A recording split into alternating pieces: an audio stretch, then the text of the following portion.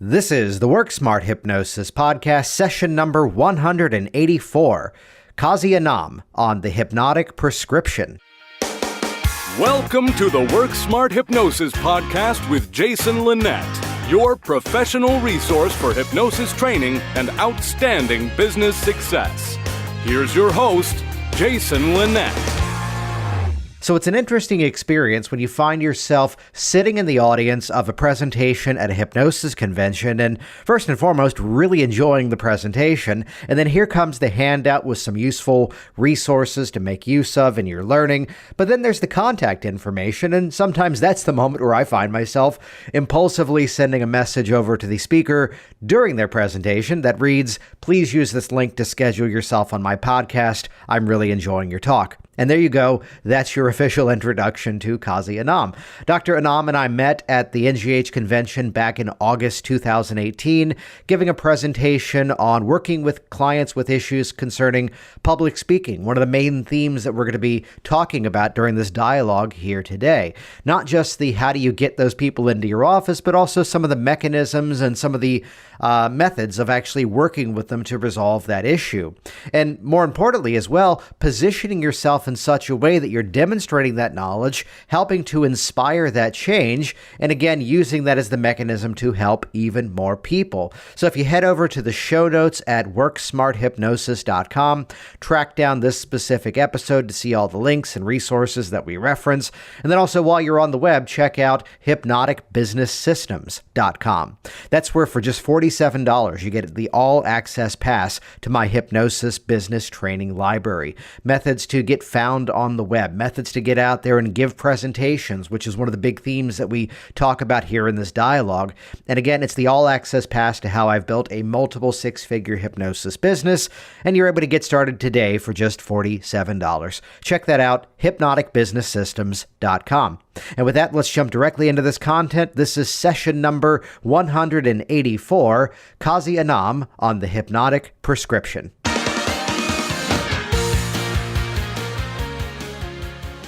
Well, actually, I was exposed to hypnosis when I was like 16. As a matter of fact, I just joined the debate club in the college.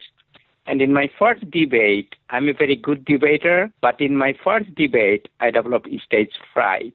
Mm-hmm. So I started to do research. At that time, we did not have the internet. Yeah.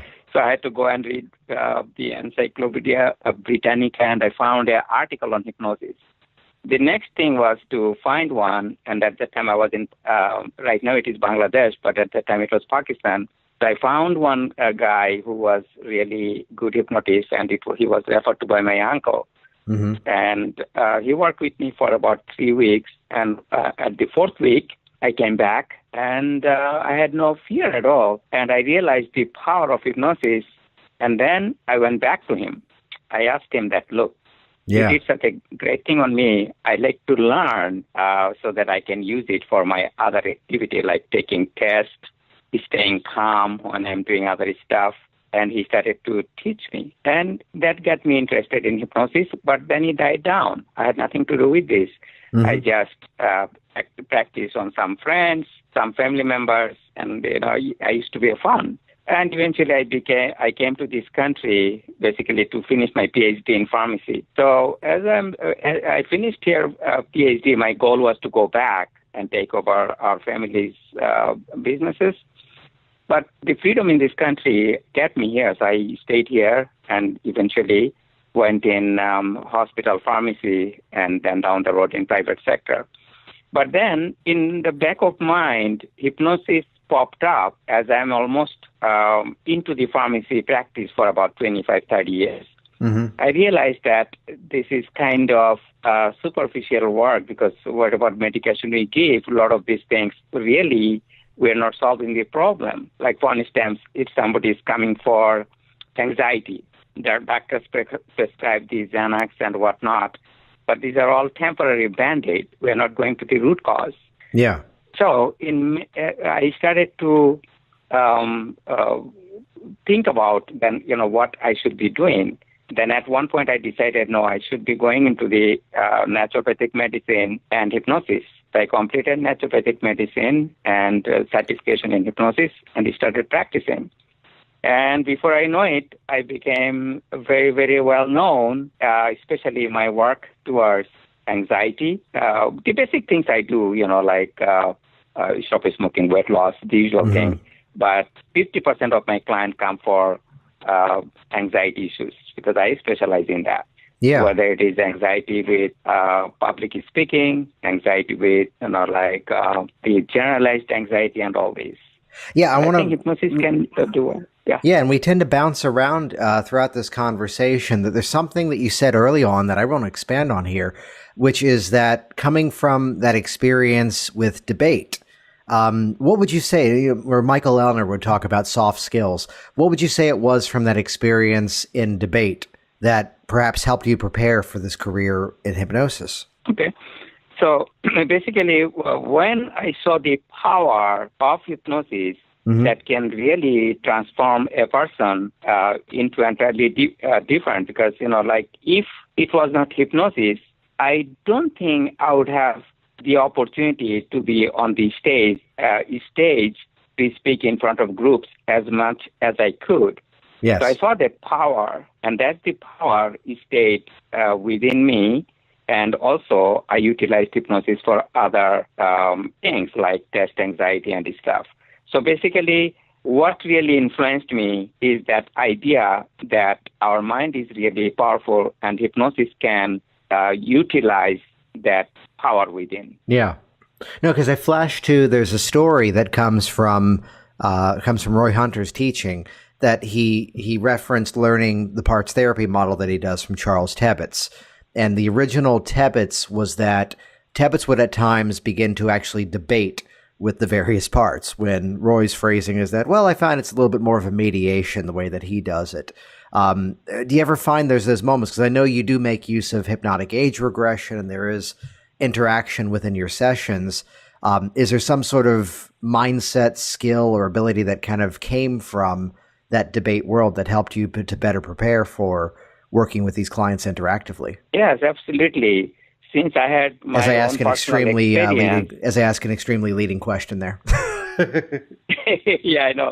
Since it came out of my own experience, and there is nothing like when you experience something yourself, then it is a lot easier to, to deal with that and also to communicate with the clients, exactly where they are at.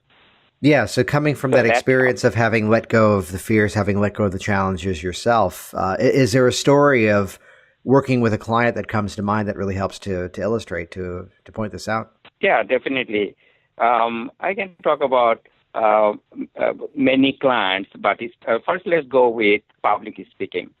So I had worked with one client. His issue seems like that something happened in his school time. He was a lawyer, and during his high school years, he was bullied. And he distinctly remembered during the session, one of the guys spit on his face. And he was reacting as if he was actually in that situation. So I had to really calm him down. And after that, once I neutralized that, he was able to deliver it in the court, because his problem was that every time he entered the courtroom, he could not deliver it, as if somebody kind of did something like a spell. And for an attorney, if he cannot deliver it, it's difficult. Yes. So once he neutralized that event from his life, it was fine. So that was a very distinct memory with one of my clients. Many clients that I've seen, whenever they experience something in their childhood that he stayed on. I'll tell you about another client. Yeah. He came from the film industry. He's pretty high up in there. But he said that I can go even higher, but something is blocking me. And while I was exploring, and he even did not remember this. While I was doing the age regression, he started to crying. I said, what happened? He said, my father picked me up and threw me against the wall. And he said, in my life, I'll not be able to do anything in my life, that I'm so stupid that he does not think that I'll be able to do anything in life. So I had to help him to remove that blockage, because at that time I think he was 9 or 8, I don't know what it is, but that created that blockage in his mind. In his mind, he thought that he's stupid. So whenever he tried to do something bigger than where he was, it was not possible for him. Yeah, yeah. So, what I love about this is that ability to really interact with the client and also bring them to the other side of something. That, public speaking is one of those categories that I'd imagine most of the people that I'd see for that are actually entrepreneurs. They're not necessarily, yes, I see the employee, the person kind of trying to rise up throughout the ranks of their business. But so often it brings in that self-starter that's really looking to revitalize and sharpen their skills and build something of their own too. Right. Because basically, if you look at now, most of the careers, if someone cannot communicate well, if someone cannot do this type of performance, their income is going to be 15%, 10 to 15% lower than other people. And sometimes many employees do not like to take a promotion. If they feel, one of the Google review that I received from one of the clients that I did, this person was actually declining a upward movement of position, just the fear of public speaking. So once I helped her with the public speaking, she took that position and now she has done very, very well. So this is very, very interesting that even employees need that. Yeah, absolutely. What I love too is, and this is part of why I heard you speak at the NGH convention back in August 2018, and it was coming from that experience of from the pharmaceutical world over to the hypnosis world. Chat with me a bit on that transition. Yes. The transition was very difficult because for me, not from me, all my friends thought I was going nuts. They say, Kazi, you have a running big practice and you are giving this up and we don't know what you're going to do. And now they're envious of me because I'm coming out of his schedule 6 days, 9 a.m. to 7 p.m., even if it was my practice, but I have to be there. If I'm not there, I have to find another licensed pharmacist to put them there. And now I can make my own schedule. The days that I don't want to work, I don't want to come to the office, go to the beach, it's like entirely different from the lifestyle aspect. And on the other side, just think about it. When I'm talking to a client here and making their change in life after a few sessions, the gratitude from them, the family, I could not get that in the pharmacy practice. That is impossible because at that time, obviously I'm serving the clients, but it is not as much personal as it is. Because I remember one of the clients that I helped with alcohol, the whole family sent me a very nice card signed by the wife, the children, that basically somehow, since I helped him with the alcohol, the marriage is saved, the children and the family is together, and he got his job back because he was suspended from the job because of drinking. So hypnosis actually can play a big role because, whether you work with stopping smoking, think about quit smoking, which is very simple. I think thousands of hypnotists every day help someone to quit smoking. But in pharmacy life, I have not seen that. Yeah. I've seen people coming for patches, gums, pills, month after month, year after year, still smoking. And statistically, it is about 5 to 7% of the people can quit with gums, pills, or patches. But with hypnosis, even in my practice, I see that with one session, about 75 to 80% will quit. 20%, because I have a system that I have them send me a text every single day for 10 days once I do a session. After that, once a week. Yeah. Tell me about that. What's the strategy there? Yeah. So strategy is they're going to send me a text every single day. And I tell them the honest, exactly tell me what is happening with you. And this is my interesting feedback that I see. About 60% clients don't have that much craving. Those who are able to visualize the aversion. Other ones have some craving, and a small percentage have a lot of craving. And sometimes when that happens, they fall through. They will smoke. Then I schedule them maybe 2 sessions in the same week to get rid of their hang up. And there is a small percentage. They don't seem to quit in that first instance. And then they come back after 3 months, they're ready, and then they quit. So the idea is hypnosis, no matter what, that with hypnosis, people can actually quit smoking. But with the gums and patches and the other stuff, just 7 to 8%. And yet, the government is spending millions of dollars on them. I know they want to help them, but I don't think it is really working. Well, I mean, we're looking at it from, with anything. We start with one specific path, and then I love the phrase, just because you're good at something doesn't mean you have to do it the rest of your life. That's correct. That here's something that you had found there was a bit of a calling, a bit of an interest in, and then found out, to use your phrasing of it, that, some of these aspects were a bit of a Band-Aid, as opposed to, well, here's something I can do, which, to rewind it back, there's that time where you were doing hypnosis at 16 years old. Can you remember anything specific of that session that still kind of stands out? Yeah. The most convinced me while I was there, he was doing that eyelid locking. And Yes. I was 16. I was more convincing, and it was easy for me to go into that phase that it was difficult for me to open my eyes. Mm-hmm. I was thinking, geez, this guy has so much power. I want to be powerful like him. Yeah, which I love that aspect Yeah, of, that again, was bringing really in fascinating. the magic of the process, that here's something that was not usually what happened, but suddenly, damn, okay, yeah, we're there now. Yeah, because when he said, now you can,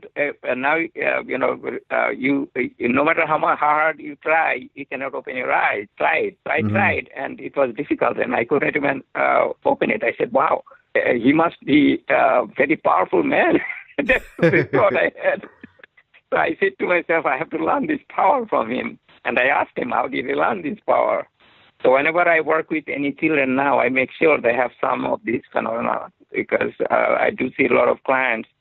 As a matter of fact, right now I'm working with 3 young people. They're having some issues with the going to the school. As a matter of fact, one 14-year-old I'm working now don't want to go to school because of fear. Mm-hmm. And his fear is that what other people are thinking of him. Somehow he doesn't have any friend in this school. So he's very lonely, and he's worried what other students are thinking of him, and he has low self-image. Mm-hmm. So with all these things, creating a barrier that he's unable to go. So I'll be working on him to see what really caused this problem, because a few things that I found, one of them was he was bullied, and also at one point one of the teachers was very negative on him, because a lot of these teachers, sometimes they mean well, but they don't know exactly how to express their feelings, so they damage these students too, which is unfortunate. It can happen anywhere. It can happen at home, where they can hear a lot of times that you're stupid, you amount to nothing. Sometimes they can hear comparison between siblings, which is very common. Oh, your brother is way better than you. You cannot do it like your brother. You'll never do it like your brother. Or your sister is way better than you. You can never catch up to your sister. Mm-hmm. But if it is said before the age of 10, when we really don't have the conscious mind, it goes in the subconscious mind totally. And that's what they actually subconsciously believe, that they cannot do anything. Well, you hit on something there that I'd love to chat with. Do you find moments where that initial moment doesn't necessarily have to be before that age of 10, where it happens much later in life? It can happen much later at life. Sometimes it can happen even when they are like sometimes I do work with executives. They tell me that I've been doing fine, but in my last speaking, I suffered some kind of anxiety attack. I was working with a very senior executive, like about 3 months before. He has to do international meetings like almost every week. And now he's having a panic attack, because what has happened, something triggered some type of a panic attack in one of his meetings. And now he cannot stay in meeting. He has to sometimes stop the meeting in the middle and go in the bathroom, wash his face, and come back. Still his heart is beating. Mm-hmm. So it can happen at any point, but it is more pronounced, I think, when they are really under 20. Between the age up to 20, it is very convincing. Mm-hmm. A lot of them, they get it very quick. But it can happen at any age. Well, I bring if someone doesn't know how to block. Yeah. Yeah, well, there's moments where there's a very clear line in terms of the story, and I'll generalize this out of respect, but there is a respect still to you, but respect to the person who was being quoted here, that it was someone who is well known in the regression world and was very much sort of one of the big pioneers of find the ISE and here's the story behind it. And if you don't get the change, it means you didn't actually get the ISE. And it's where before this person passed away a little while ago, in a Facebook group, suddenly posted the statement of, if I find a reasonable story to branch off of, I'll do the regression off of that. It's more about the metaphor of the experience than the magical seed. And I read that and went, oh, wow. Because it's where there's suddenly the Godfather changed his mind, to say it politely. But there's places where, I found, tell me if you've had this experience, because my whole stance on hypnosis is that these are all tools. These are all techniques. And it's not the magic of the technique. It's how it's put to use. So as much as I may make use of hypnotic age regression, here's someone who comes in that running, some sort of reframing technique, some sort of fast phobia cure, some sort of collapsing anchor, something other than a regression can get a similar response. Here's a person who had come in and the experience was that he's this lawyer that was put into this unfortunate situation of, Bill's not in today. Frank, you do the closing arguments on this case. To which, of course, he had not been on that case and, of course, crashed and burned and was now having these panic attacks going into the courtroom ever since then. And so branching off of that recent experience, which, yes, that may have been a reiteration of something from many, many, many years ago. But again, to look at this process as, all these moving pieces, all these tools, and it's, again, how we put them in use. Let me ask you this. Are there moments where you specifically make the choice not to go after the age regression? Yes, right now I'm working with one client. So I did not want to deal with age regression with her because she told me from the age of 2, she was basically on the street, had a horrible, childhood. So I decided not to do the age regression, but other techniques to get rid of the stuff. Especially, I found one very interesting thing.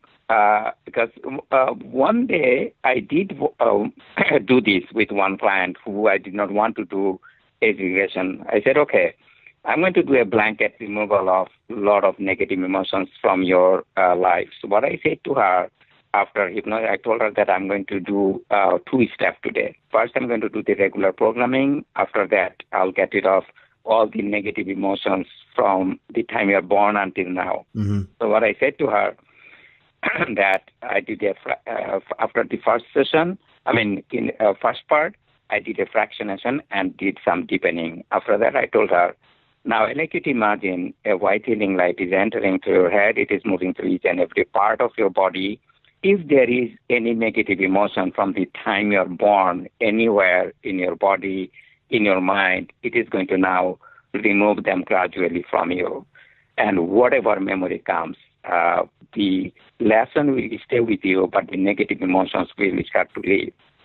And after this session, she said, when you said that, I actually felt the white healing light is moving in my body. It is pushing all those things out of my body, totally outside. And I started to feel very, very calm and very light. So I use that sometimes as a metaphor that a white healing light is pushing all the junk out of your body into the atmosphere. It is gone. And it does help. Yeah. I guess whatever people accept. Right. Well, it's that flexibility of the process. And, I'd love to chat on this. I know that one of your specialties is working with public speaking. How is it you go about getting those clients?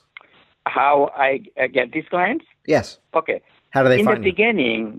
In the beginning, I used to do a lot of speaking here and there. And now I think it is coming some from Google, some from, referrals. And that's what is happening now. I'm doing less talking, but I'm getting more of these clients at this moment from Google and also some, referrals. But I do speak, I'm not going to say I don't speak at all. Every opportunity that I get, I do speak, whether it is in a group they invite me, or whether a corporation they invite me, I do speak whenever I get the opportunity. Yeah. And when you're there speaking, are you speaking on, I kind of lead you on this question, are you doing like a general, what is hypnosis, or are you going in and presenting something specific to the topic of speaking? Right now, I'm doing mostly hypnosis. Yeah. But sometimes they, invite me to do something on pharmaceutical world as well, because I am past president to two societies in that group. Sometimes they do call me for that, but I do occasionally turn into the hypnosis portion as well. Once they figure it out and go, wait a minute, we can get this instead. Right. So basically, I'll tell you about my first experience when I became certified in this country and I got my first client. That client actually came in for mental blockages for success, because mental blockage, because cannot seem to do anything that wants to do in life, like from here, kind of blocked in one place. So I said to myself, wow, let me dig a little bit where we go from here. So that was interesting first client that I saw on Success and Wealth, and I helped this person to really move the blockages, and I did use some of the age regression when I did that.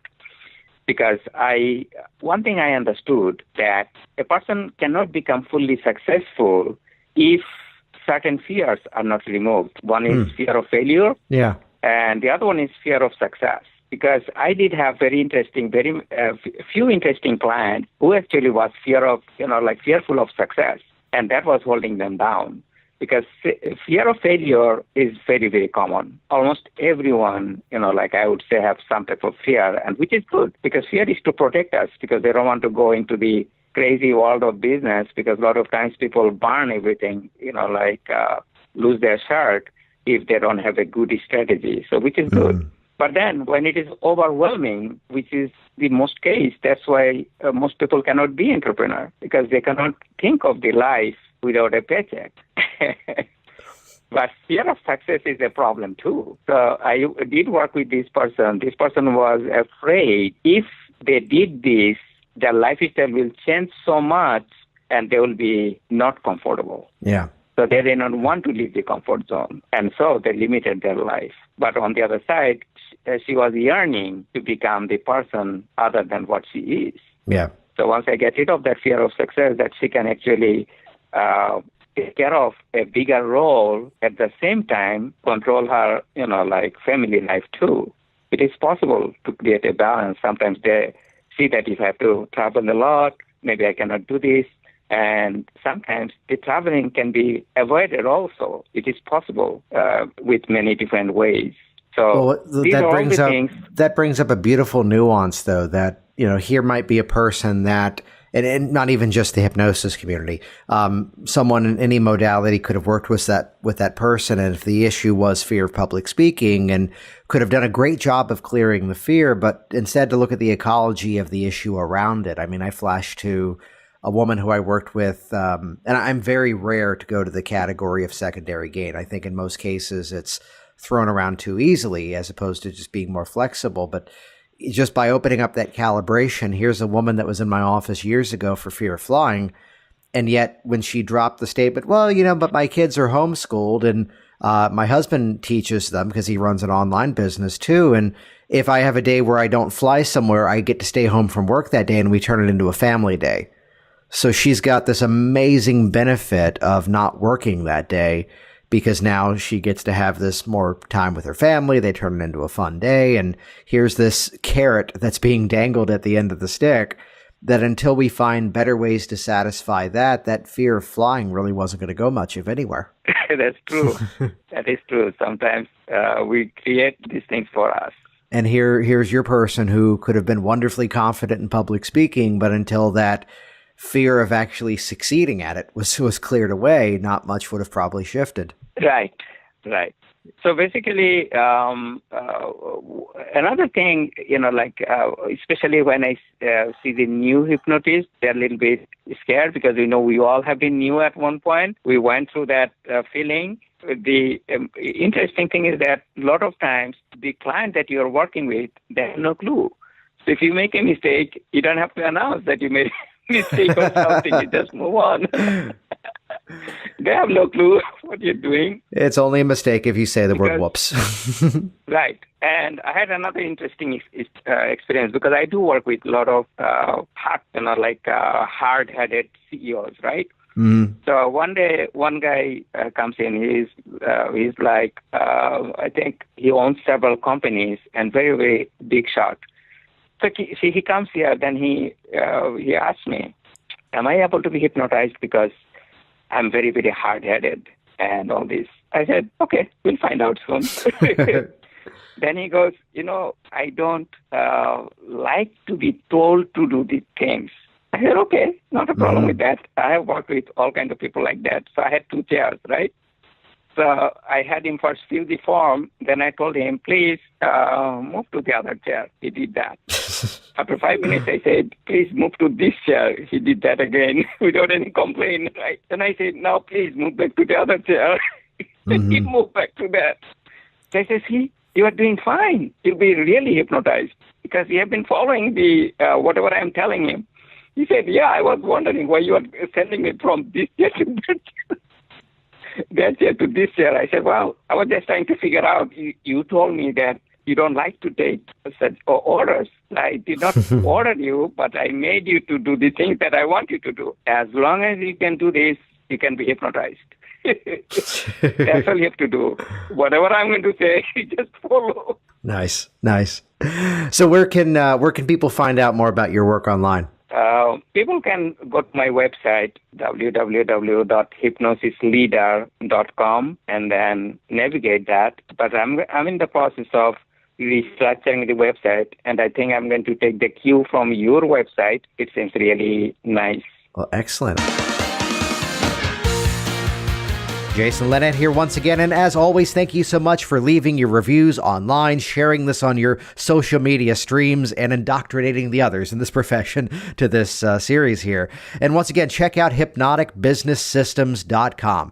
The more we're all successful, the more we're all successful. So it's all about taking the things that I've tested for you, the learning curve that I've already been through, and giving you the What's Working Now library to get out there and book more clients, help more people, and grow a thriving hypnotic business. Check that out at hypnoticbusinesssystems.com. See you on the inside. Thanks for listening to the Work Smart Hypnosis podcast at WorkSmartHypnosis.com.